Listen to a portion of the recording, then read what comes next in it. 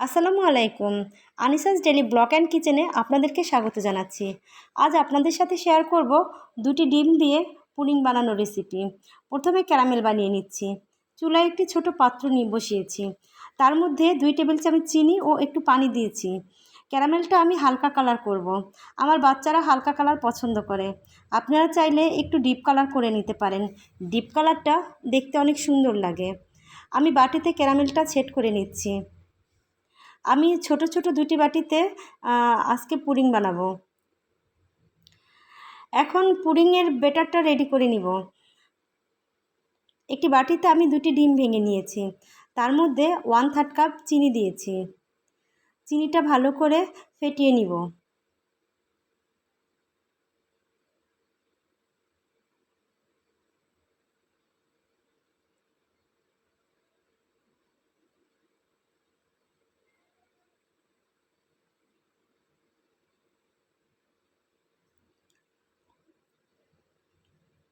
এখন এর মধ্যে আমি 1 চামচ ভ্যানিলা এসেন্স দিয়ে দিব।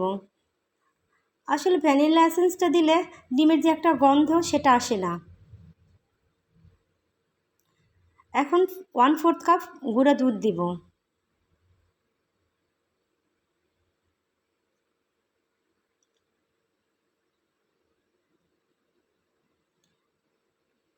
এখন ভালো করে নেড়ে চেড়ে নিব।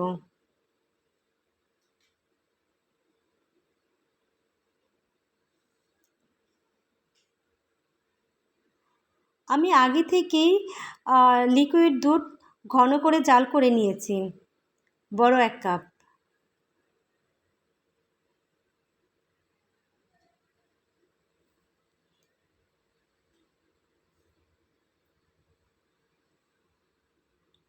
পুডিংয়ের মিশ্রণটাকে এত সুন্দর করে নেড়েচেড়ে মিক্সড করতে হবে যেন কোনো দানাদার ভাবটা না থাকে।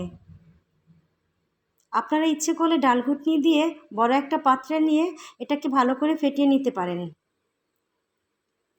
এখন আমি বাটিতে পুডিংয়ের ব্যাটারটা ঢেলে দিব। চুলায় একটি পাত্র বসিয়েছি, তার মধ্যে একটু পানি দিয়েছি। একটা স্ট্যান্ড বসিয়ে এবার আমি পুডিংয়ের ব্যাটার যেই বাটিতে দিয়েছি সেটা দিয়ে দিয়েছি, ঢেকে দিব। জাস্ট 15 মিনিটের মধ্যেই আমার পুডিংটা হয়ে যাবে। আমি একটা টুথপিক দিয়ে চেক করছি, আমার পুডিংটা একদম পারফেক্ট হয়ে গেছে। আপনাদের সাথে কেটে শেয়ার করছি। পুডিংটা কাটার আগে আপনারা নর্মাল ফ্রিজে রেখে দেবেন আধা ঘন্টার জন্য। আধা ঘন্টা পরে বের করে এটাকে এখন আমি কেটে শেয়ার করব।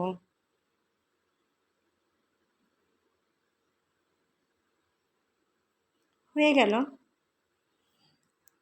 2টো ডিম দিয়ে পুডিং।